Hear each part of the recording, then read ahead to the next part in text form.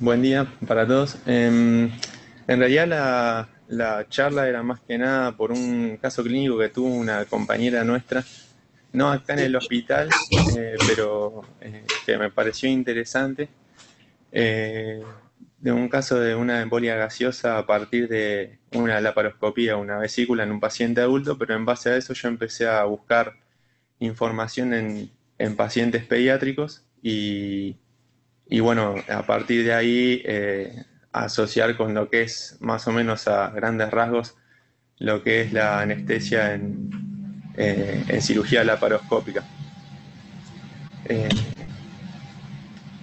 Principalmente la cirugía laparoscópica lo que tendría como ventaja, aunque en pediatría, como la mayoría de los estudios en pediatría, o son escasos o hay una baja cantidad de número de pacientes, siempre se consideró que los beneficios de la laparoscopía en pediatría son el menor estrés quirúrgico, el menor dolor posoperatorio, se evitan las grandes incisiones, una recuperación funcional rápida y a su vez una menor estadía hospitalaria tanto del paciente como de los familiares que lo acompañan.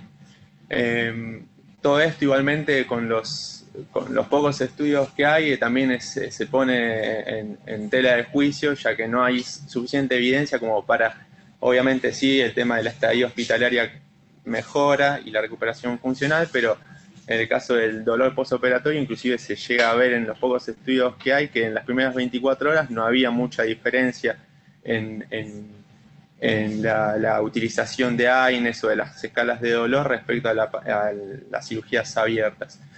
Y después los perjuicios sí van a ser básicamente que al paciente se le está insuflando la cavidad con CO2, generando en consecuencia un aumento de la presión en la cavidad abdominal y la absorción sistémica de CO2, más los cambios en el decúbito que se producen al posicionar al paciente durante la laparoscopía.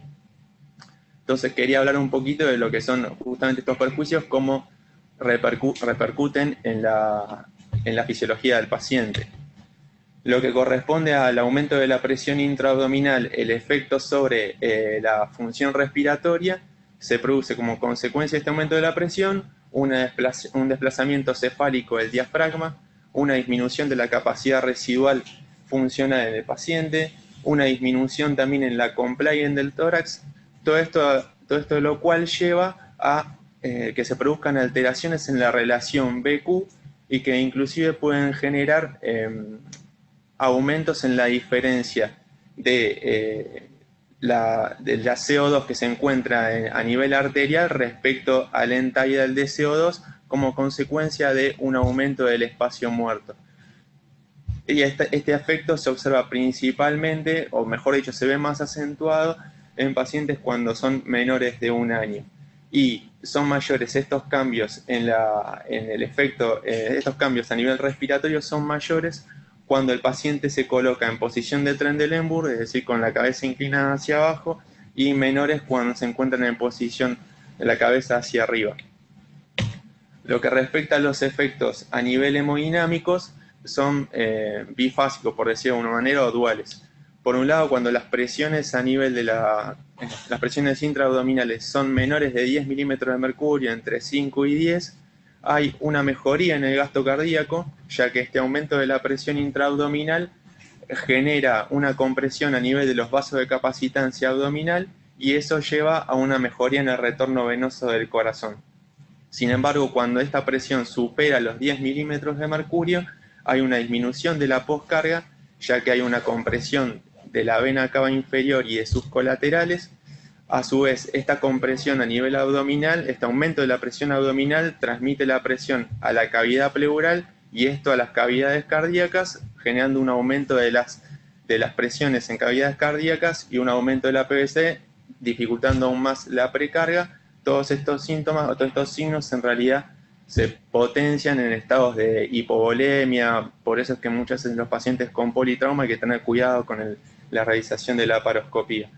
Y a su vez, otra de las causas del aumento, otra de las consecuencias del aumento de la presión intraabdominal mayor a 10 milímetros de mercurio es el aumento de la poscarga, ya sea por compresión del árbol arterial a nivel abdominal, como también como consecuencia de la absorción de CO2 y el aumento de la actividad simpática, ya que el aumento de CO2 se asocia a un aumento de liberación de adrenalina y noradrenalina que puede generar una mayor vasoconstricción.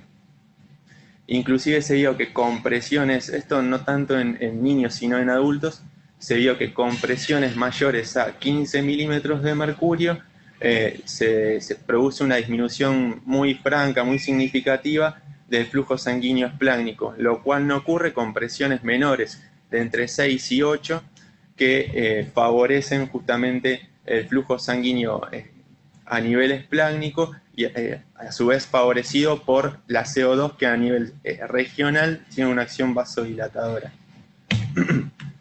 Después de los efectos de la absorción de CO2, en general en pediatría hay una mayor absorción, sobre todo mientras más chico sea el paciente, mayor absorción de CO2 que en el adulto, ya que la superficie peritoneal es en proporción mayor al peso corporal que tiene el paciente. A su vez, la red capilar se encuentra más superficial y se favorece la absorción de CO2. También hay un determinado momento en el cual a mayor presión, el aumento de CO2 que se produce, a mayor presión intraabdominal, el aumento de CO2 que se produce no es tanto por absorción de CO2, sino como consecuencia del aumento de esa presión intraabdominal que dificulta la ventilación y en consecuencia va a generar un mayor espacio muerto y una mayor CO2 circulante.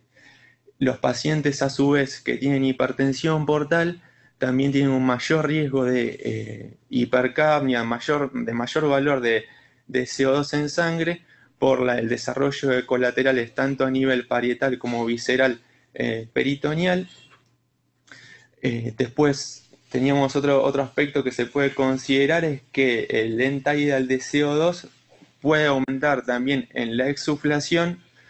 Se vio en los pacientes pediátricos que puede tardar hasta 30 minutos post realizada la exsuflación, puede aumentar puede continuar saliendo CO2 del organismo, ya que al disminuir la presión intraabdominal se abren estos capilares peritoneales y favorece la eliminación del CO2 que se haya encontrado acumulado. Y que en los procedimientos prolongados este CO2 se acumula, se aferea a nivel de músculo, hueso y otros tejidos, por lo tanto había que tener cuidado y continúa eliminándose en el posoperatorio, por lo tanto había que tener precaución, sobre todo en los pacientes que tienen una función pulmonar alterada, una función respiratoria alterada, ya que esto puede significar una sobrecarga para la eliminación del CO2 que se encuentra circulante. Después, lo que respecta al balance de fluidos, también lo mismo, o sea, la verdad que no encontré muchos estudios y los pocos estudios que había leído o que había encontrado era que no había mucha diferencia entre los requerimientos de fluidos en los neonatos respecto a los pacientes que se realizaban cirugías a cavidad abierta. Respecto al gasto urinario, como consecuencia de ese aumento de la presión intraabdominal, se vio, sobre todo mientras más pequeño sea el paciente, que en un 88% de los pacientes que se encontraba con neumoperitoneo por 45 minutos, en un 88% de los pacientes podían llegar a estar en anuria después de esos 40 minutos de neumoperitoneo, y solamente un 14%, generalmente eran pacientes más grandes, presentaban esta anuria. Por lo tanto, el gasto urinario no es representativo de la volemia del paciente. Y otro aspecto que no tiene tanto que ver con los fluidos en sí, sino en el fluido intraperitoneal, que bueno, a nivel de la cavidad peritoneal hay líquido y el CO2 cuando llega a la cavidad peritoneal asociado con agua se transforma en ácido carbónico, y este ácido carbónico se transforma a su vez en bicarbonato y protón, el cual genera una disminución del pH a nivel peritoneal, y esta es una de las causas de dolor postoperatorio. Así a grandes rasgos lo que es manejo anestésico en las laparoscopías no se realiza de rutina ni está indicado como un grado de recomendación y evidencia 1A, pero muchas veces como consecuencia de la distensión de la cavidad abdominal por el aumento de la presión, o bien por el tironamiento de las vísceras, se desencadenan reflejos vagales y como consecuencia bradicardia y hipotensión. Entonces lo que realizan algunos obviamente es utilizar atropina o glicopirrolato. Para el monitoreo obviamente la capnografía, sin embargo, como habíamos visto recién, el end-tidal de CO2 no siempre es representativo del CO2 que se encuentra a nivel arterial. Como consecuencia, no hay que fijarse siempre como único parámetro del end-tidal por esta alteración en la relación BQ y el aumento del espacio muerto, que puede hacer que no sea significativo y a su vez que genere una mayor diferencia arterial y en lo que se respecta al expirado. Se recomiendan diferentes libros, el anestesia neonatal de Lerman, Coté, hablan de que las presiones de insuflación siempre sean las menores posibles que permitan una visualización adecuada del campo quirúrgico, y en neonatos se recomienda presiones de no más de 8 milímetros de mercurio, entre 6 y 8 milímetros, y en lactantes obviamente. Mientras que en pacientes mayores, no mayor de 10 a 12 milímetros de mercurio, ya que si no se desarrollan todas las otras complicaciones hemodinámicas y respiratorias en forma más intensa. Lo que es respecto a la temperatura, se vio tanto episodios de hipotermia como de hipertermia, que uno capaz, la hipertermia se desarrolla a partir de que se produce la insuflación de CO2 de la cavidad peritoneal, se genera un aumento del consumo de oxígeno, un aumento del estado metabólico y que lleva a estados de hipertermia, que generalmente se vio más frecuentemente asociado mientras más pequeño sea el paciente, con pesos menores a 5 kilogramos y con duración de procedimientos mayores a 200 minutos. Después, bueno, respecto a los accesos venosos, siempre es preferible, de ser posible, realizar la colocación de accesos venosos en miembros superiores por todo lo que habíamos dicho de la compresión en la vena cava, las colaterales y el riesgo también de que pueda haber alguna lesión vascular. Y algo muy importante, que es el control de la vía aérea, que es necesario aumentar el volumen minuto ventilatorio de un 20 a un 30%, inclusive un poco más en los neonatos, para mantener una normocapnia adecuada, obviamente. Se prefiere el uso de tubos endotraqueales con balón para evitar la fuga peritubo como consecuencia de esos aumentos en las presiones en la vía aérea. Y el principal riesgo, uno de los principales riesgos, es el de la intubación endobronquial, ya que como consecuencia, de nuevo lo mismo, mientras más pequeño el paciente, mayor riesgo. Al tener los neonatos una tráquea más corta, pequeños desplazamientos del tubo pueden generar la intubación endobronquial. Y se vio en estudios en los cuales se calcula aproximadamente en centímetros el espacio que se moviliza la punta del tubo endotraqueal hacia la carina, ya que al posicionar al paciente en Trendelenburg más el neumoperitoneo más que una tráquea corta, aumenta el riesgo de intubación endobronquial, y se calcula aproximadamente en centímetros el desplazamiento de la punta en 0,5 más 0,05 por la edad en años. Si el paciente se encuentra en posición con la cabeza inclinada hacia abajo en 20 grados, de 0,6 más 0,09 por la edad en años si hay neumoperitoneo de 10 milímetros de mercurio, o bien de 1,2 más 0,1 por la edad en años del paciente si tiene el declive en 20 grados más el neumoperitoneo. Bueno, después el vaciamiento gástrico y vesical, sobre todo el vaciamiento gástrico para favorecer la ventilación, evitar la punción accidental de las vísceras. El manejo de fluidos intravenosos, inicialmente en los libros recomiendan realizar una carga de entre 10 y 20 mililitros kilos para desenmascarar cualquier cuadro de hipovolemia oculta que pudiera haber, sobre todo previo a la insuflación, que se manifiesta aún más con la insuflación, con la instauración del neumoperitoneo. Y bueno, el posicionamiento también es muy importante, realizar las modificaciones en el decúbito lentamente para que no se aparezcan en forma brusca los cambios hemodinámicos y respiratorios. Como regla general se puede decir que cabeza arriba aumentan los efectos hemodinámicos del neumo, mientras que cabeza hacia abajo aumentan los efectos respiratorios del neumo. Y siempre tomar en cuenta o controlar la posición del tubo después de cada reposicionamiento. Las precauciones que hay que tener en la laparoscopía son en los pacientes cardiópatas, por ejemplo en los pacientes con fisiología de Fontan, en los cuales modificaciones en las presiones pulmonares, en el flujo sanguíneo pulmonar, al aumentar la capnografía, pueden afectar el retorno hacia las cavidades cardíacas. En pacientes con enfermedades pulmonares severas, por ejemplo, los pacientes con fibrosis quística avanzada o secuelas de displasia broncopulmonar, el aumento del CO2 en el organismo para el postoperatorio puede significar una carga importante para su función respiratoria que ya se encuentra deteriorada. En pacientes con compliance cerebral reducida o pacientes que tengan derivaciones ventriculoperitoneales, también existiría riesgo de taponamientos o bien infecciones, pero bueno, todos estos que estoy diciendo no son contraindicaciones absolutas. Mismo en las cirugías por laparoscópica en pacientes con Fontana hay descritos casos que no tuvieron ningún problema. Después el antecedente de neumotórax espontáneo, ya que aumenta el riesgo de la aparición de un capnotórax. Pacientes con trauma agudo por el riesgo de la presencia de un vaso lesionado o bien la hipovolemia puede aumentar el riesgo de que ingrese una embolia de CO2. Y en el caso de remoción de tumores malignos, por el riesgo de implantación de tumor en la zona de donde se saca la pieza quirúrgica. Y ahora sí quería hablar un poquito más de lo que eran las complicaciones de la laparoscopía.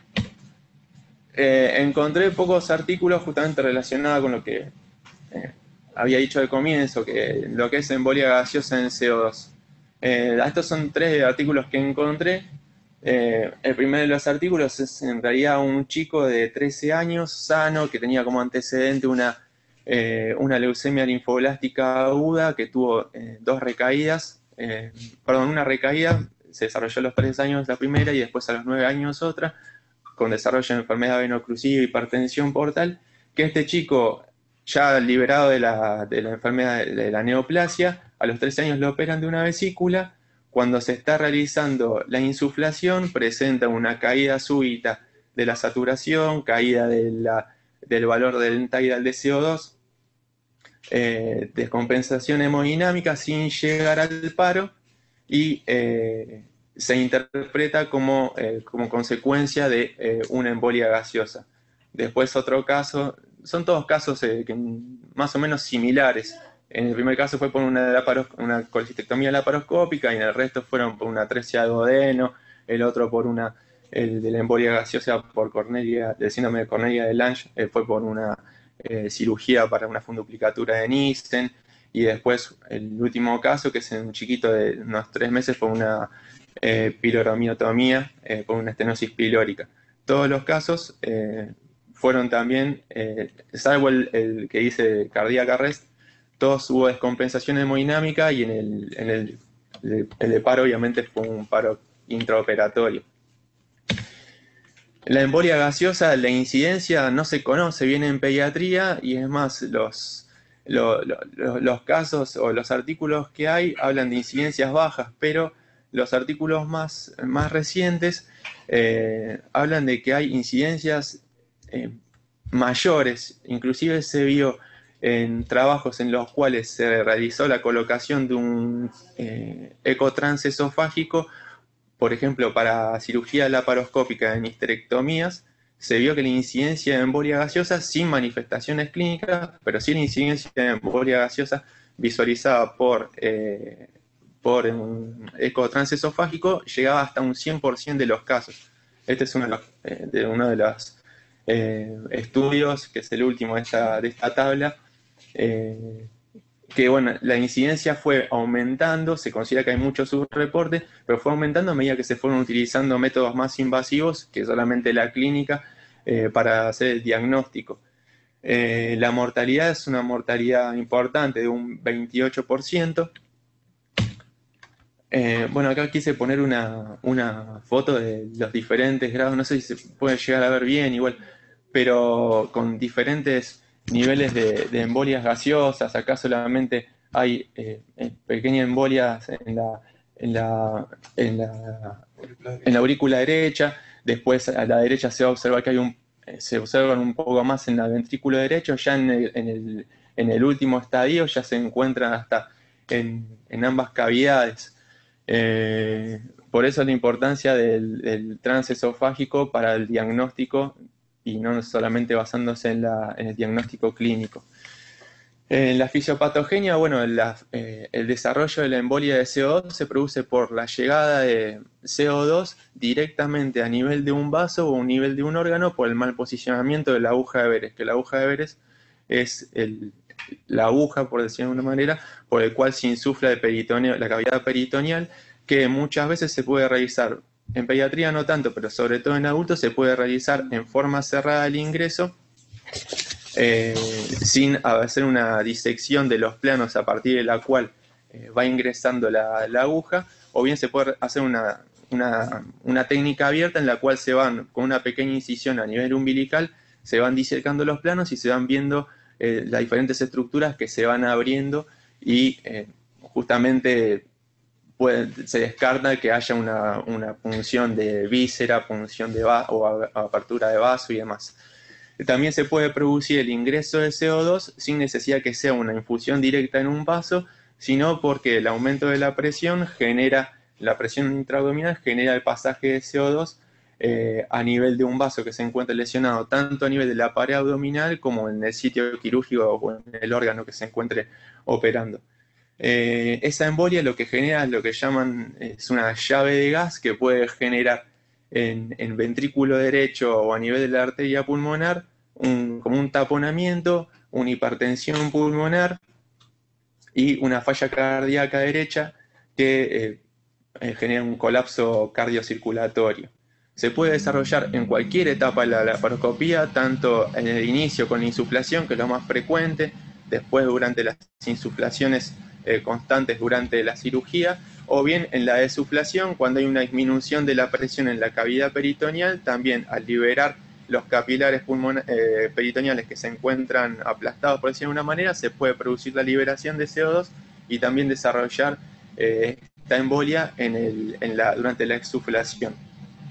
La clínica va a depender tanto del volumen de CO2 administrado o que ingresa a la circulación y de la velocidad de ingreso de CO2 a la circulación y también del tamaño del paciente, ya que en un estudio más viejo, en el 82, que hablaba de la embolia gaseosa en los pacientes pediátricos respecto a los adultos, se vio que había una mayor incidencia de descompensación hemodinámica en los pediátricos, que se cree como consecuencia de un volumen del aparato circulatorio menor proporcionalmente al volumen de aire que puede ingresar en el organismo.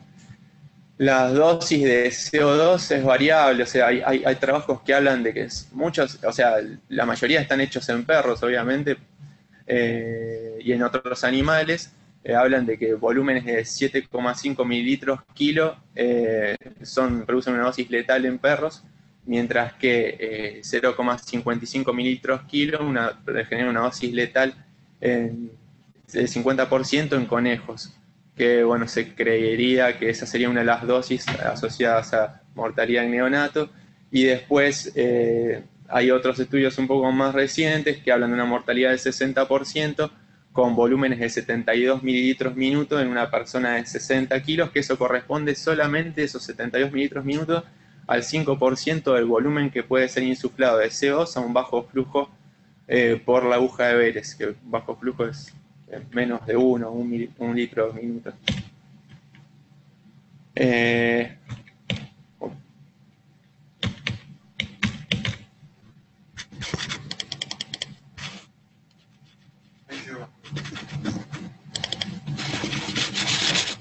No, ahí.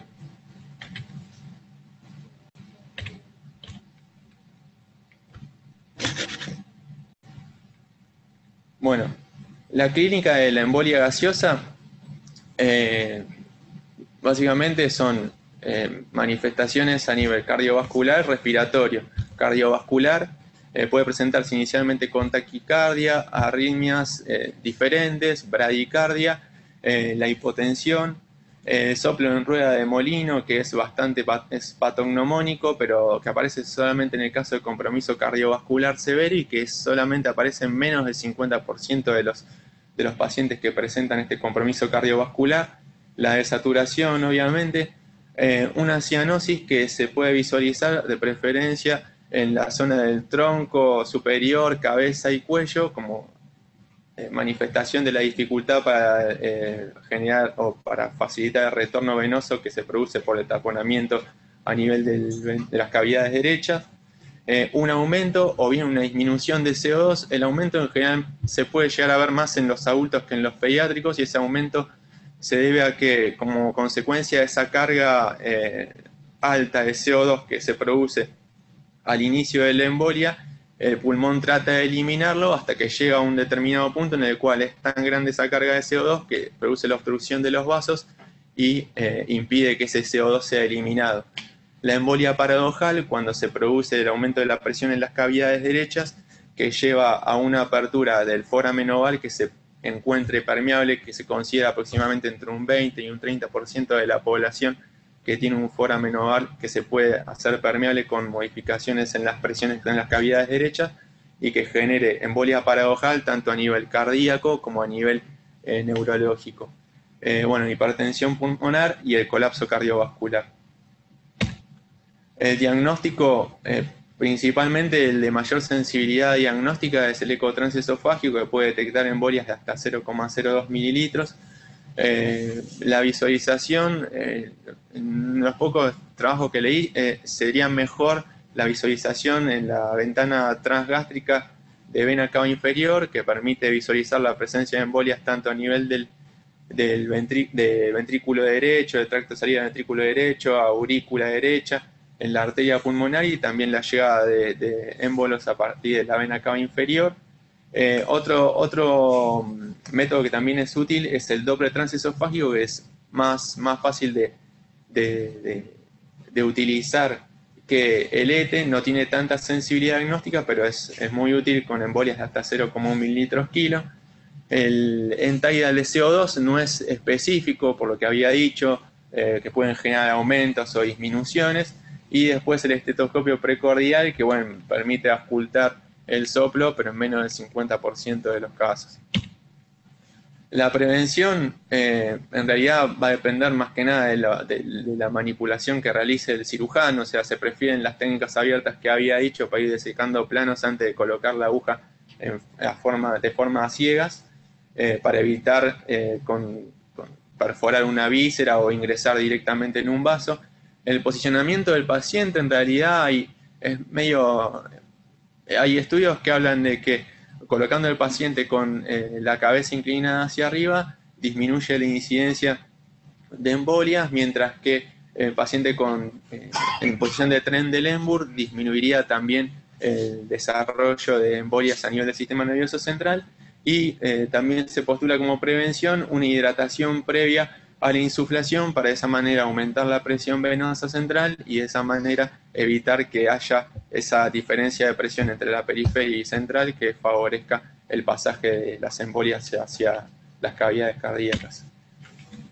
El tratamiento, básicamente, una vez que se sospecha la presencia de embolia gaseosa de CO2, es más que tratamiento, es avisar al cirujano inmediatamente de la situación y suspender la insuflación de CO2, ventilar rápidamente la cavidad abdominal de ese CO2, hiperventilar al paciente para favorecer la eliminación del CO2 y a su vez administrar oxígeno al 100% para favorecer la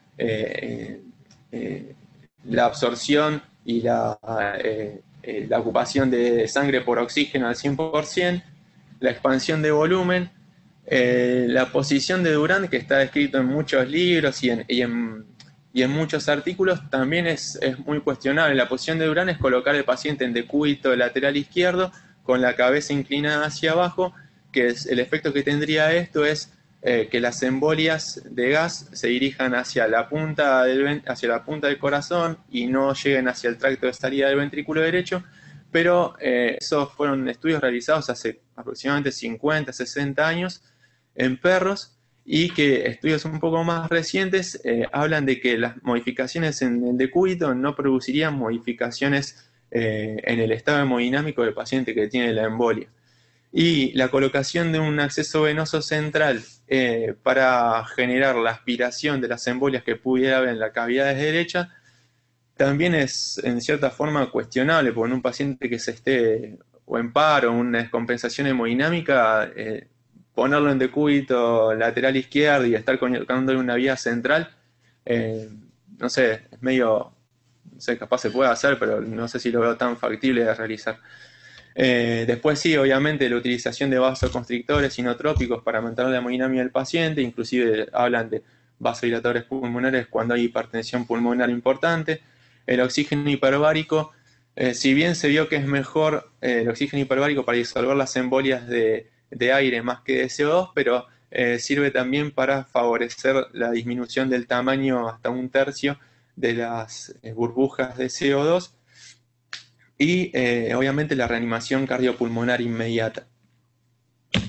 Y bueno, después quería hablar un par de cositas más, dos definiciones más de capnotórax, que es otra de las complicaciones que puede ocurrir en el paciente con el neumoperitoneo, que bueno, la causa es obviamente el pasaje de CO2 a nivel de la cavidad pleural y que se produce por una comunicación o comunicaciones pleuroperitoneales congénitas o bien por el pasaje de CO2 a partir del orificio de la vena cava del diafragma o bien lesiones a nivel periesofágico en el intraoperatorio. Se puede desarrollar en cualquier momento de la cirugía laparoscópica. Cuando son del lado izquierdo, en general se asocian más que nada a cirugías de reparación de hernia diafragmática, de hernia hiatal, perdón, y cuando son del lado derecho, más asociado a colecistectomías laparoscópicas. La clínica, el aumento del CO2 expirado, un aumento en la presión en la vía aérea y a su vez una caída en la saturación y la disminución de la compliance debe hacer sospechar en el capnotórax. Y si hay hipotensión y descenso brusco de lentalidad, sospechar un capnotórax a tensión. En realidad, salvo que sea un capnotórax a tensión, el tratamiento básicamente es detener la insuflación de CO2 y liberar el neumoperitoneo, salvo que obviamente se esté en una descompensación hemodinámica brusca, que bueno, ahí sí, tal vez hasta sería necesario el avenamiento pleural, pero si no, solamente con disminuir la insuflación de CO2 y liberar neumoperitoneo ya tendría que solucionarse este problema. Y después, bueno, el enfisema subcutáneo, que es otra de las complicaciones que puede ocurrir, que se produce por el pasaje de CO2 a través, por el mediastino y a través de los hiatos diafragmáticos, que de allí va disecando el celular subcutáneo del cuello y de la cabeza. Se puede producir también por una insuflación extraperitoneal y en general aparece avanzada la cirugía o bien hacia el final. Básicamente la clínica es el aumento de CO2. No produce ninguna otra manifestación salvo que se encuentre asociado a un capnotórax, un capnomediastino o bien un capno pericardio. El tratamiento va a ser, en general se resuelve en pocas horas.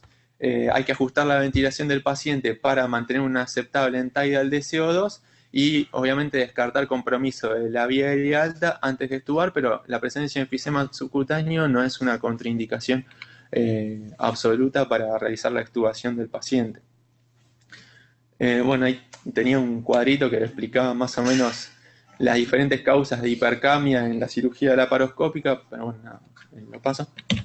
Y otras complicaciones que puede haber, bueno, son las hemorragias, que había que sospechar en caso de hipotensión o shock en el intra o bien en el postoperatorio, y lesión de la víscera, que va a ser mayor el riesgo cuando se trate de un procedimiento que se realiza en cirujanos que no tengan tanta experiencia o en chicos menores de 5 kilogramos. Bueno, nada. Gracias.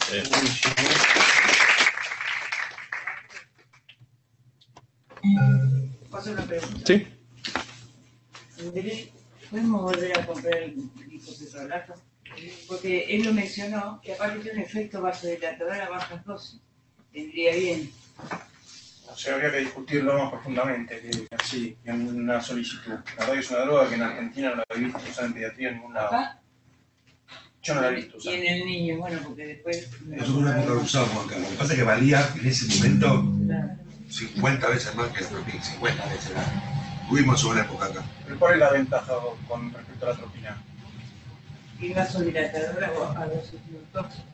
Y entonces ahí... Pero ya el CO2 de por sí es vasodilatador. El broncodilatador. Ah, Tiene menos efecto taquicardizante, es un poco mejor a nivel de inhibición de secreciones. Honestamente, lo usamos acá, no veía mucha ventaja significativa, pero la verdad que por lo que vos decís, la diferencia de costo y las no ventajas... sé ahora cuánto vale la estoy hablando de No, yo no sé porque nunca lo sé y tampoco he leído que convenga... Lo tuvimos con gordo respecto- 5 años, ¿no? 4 o 5 años. Sí, pero no se usó prácticamente. Muy poco, sí. Bueno, había un par de gente que lo Nuestra usaba. nuestra cultura anestesiológica no tiene por costumbre usar habitualmente Eso es cierto también. atropinizar Claro. a los pacientes. En muchas otras Premedican con situaciones, en atropina casi en todo. otros ámbitos de la anestesia, cuando uno lee trabajos, para premedicar a los pacientes los atropinizan, antes de hacerles un bloqueo los atropinizan, o sea, y nuestra cultura y nuestro uso, nuestra acervo habitual anestesiológico, no atropinizamos de rutina a todos los pacientes. Si yo Por nunca eso, entendí bien por qué no. O sea, esa resistencia, o sea, yo no atropinizo en lo personal. Hay algunos Pero trabajos que demuestran que en un grupo de pacientes la atropina aumenta por ejemplo la incidencia de arritmias supraventriculares. sí, el consumo de oxígeno El consumo de oxígeno miocárdico, así. Hay algunos ¿Pero trabajos eso era que... en la época de la Lotano o ahora? Sí, en esa época... No, habría que mirarlo, tenés razón. No, habría que verlo, no me acuerdo. Yo lo que sé que te digo, La pregunta es al revés, ¿por qué sí atropinizar? claro, si no lo necesitas, Yo en realidad lo que he visto es que se atropiniza acá cuando trabajas solo. Cuando estás haciendo un bloqueo estás solo y tenés miedo que te haga un reflejo vagal, se radicaliza, qué sé La yo. verdad, perdóname, pero en la práctica privada, cuando trabajas solo, no atropinizás a nadie. Yo no he visto, como dice... No, yo no digo yo, digo lo que uno lee y lo que ve hacer, especialmente en Estados Unidos, que les encanta atropinizar. Y en los principales centros, casi de rutina, te diría, como premedicación, mucho para endoscopías respiratorias, se atropinizan para secarlo. No, pero ahí lo hacemos rutina, no por un efecto anestésico, sino porque lo combinás con el procedimiento que vas a hacer. Muchas veces pues, lo hacemos buscando otro efecto, no para prevención de un... Totalmente, no buscan el efecto de nieve de secreciones, taquicardizante para evitar reflejo vagal, y Sí, la verdad que- eso es todo. Yo me refería a eso. Y no hablan de, salvo esto que dice las arritmias de Walter, que yo creo que de la época de Lostano, que era la combinación de atropina-Lostano, no le di nada en contra de atropinizar personal. Digamos, no estaría contraindicado. Nosotros tenemos una cultura de no hacerlo, pero no está mal hacerlo también. Por lo menos, me parece que como todo, a todo no, a nadie nada. lo que sí a mí me llama la atención con el tema de las presiones y más cuando uno asocia la gran cantidad de CO2 en un lugar muy irrigado como el peritoneo y vos lo traspolás, a mí se me ocurre, lo traspolás a pulmón, que vos tenés un mecanismo de atractasia por absorción de oxígeno, que es mucho menos difusible el CO2, porque uno pensaría que toda esta embolia gaseosa siempre sea por una lesión de un vaso y no por absorción masiva el CO2 que está a mayor presión hacia los vasos y eso se vaya como juntando la Pero eso burbujitas es y lo generando una mecanismo embolia propuesto. gaseosa. ¿Qué? Eso es uno de los mecanismos propuestos. La Yo muestra creo que social. a mí y cuanto Acá más tuvimos una atresia de esófago, que fue una cirugía muy prolongada, que el chico salió descerebrado. Un chico chiquito, era de boca. ¿Sí? laparoscópica, el chico sale con un nadie se dio cuenta, tarda de despertarse, en la neo y al otro día o al otro se le hace una tomografía y estaba un edema cerebral masivo y termina falleciendo. Yo en ese caso creo que lo que ha hecho es una memoria paradojal. Hay que acordarse que nosotros desde acá, el 25% de las personas tienen enfermedades permeables. ¿Sí? bueno, pero en neonatología, las neonatologías de la vida es una Más. Por eso, cuando habla de neo, iba a decir que me diste el proteína. Cuando habla de neo, es casi al 100%, digamos, ¿no? Suponiendo que lo operes antes del mes. Pero Pero ese caso lo recuerdo también cuando empezábamos. En ese caso, la embolia debería ser demostrada por émbolos de dióxido de carbono Supongo. conformados, por burbujas conformadas, Claro, no por un aumento del contenido arterial de dióxido de carbono. Son cosas diferentes. no, claro, no, que en realidad lo que es como un tapón. Es como un tapón. No, yo lo que no sé es si, porque él habló, y esto también yo lo leí, que casi el 100% uno podría, si le metes un licor transesofágico, ver burbujas. Y yo creo que se disuelve a grandes cantidades y después se va generando la burbuja dentro de los vasos. No es siempre por lesión. No sé. Yo pregunto, pues, No, son para mí grandes es un cantidades. Viste que los cuadros son muy agudos, son muy rápidos. No, pero este 100%, cuando vos los vas a buscar, lo encontrás. ¿Y eso por dónde entra? Casi todos los chicos que vos le haces el áparo con CO2, ¿Y 100% de los pacientes? Había un estudio en el cual que mostraba en pacientes que se realizaba un ecotransesofágico mientras se hacía la laparoscopía para histerectomías, en adultos obviamente, que eran 40 casos igual, pero se veía, esa foto era de ese trabajo, que 100% presentaban embolias, esas pequeñas microembolias, pero no necesariamente presentaban clínica. Pero ese fue uno de los... Y después hay otros que no llegan al 100%, pero sí otro de colecistectomía laparoscópica, que de 16 pacientes, 11 tenían embolias de CO2 que se veía en el ecotransesofágico y demás. Cuando se le hace la ecotrans se ve, pero no necesariamente desarrollan Quizás entonces para neonatos la clínica. habría que tener ecotransesofágico. No había estudios tampoco yo creo que una sonda neonatal de las nuevas, las Philips infinitas, deben salir de $20.000, $30.000. Ah, bueno, tenemos otra manera de eso. Y tendríamos que tener una para los neos, para los cardio, otra para el láparo, otra No, digo, para los neos, quirúrgicos, en este para caso. por las... Por eso lo que hablan también es del Doppler transesofágico en vez de un ecotrans para... Yo estuve en contacto con los fabricantes, que son ingleses, del ecodoppler transesofágico para medir volumen minuto.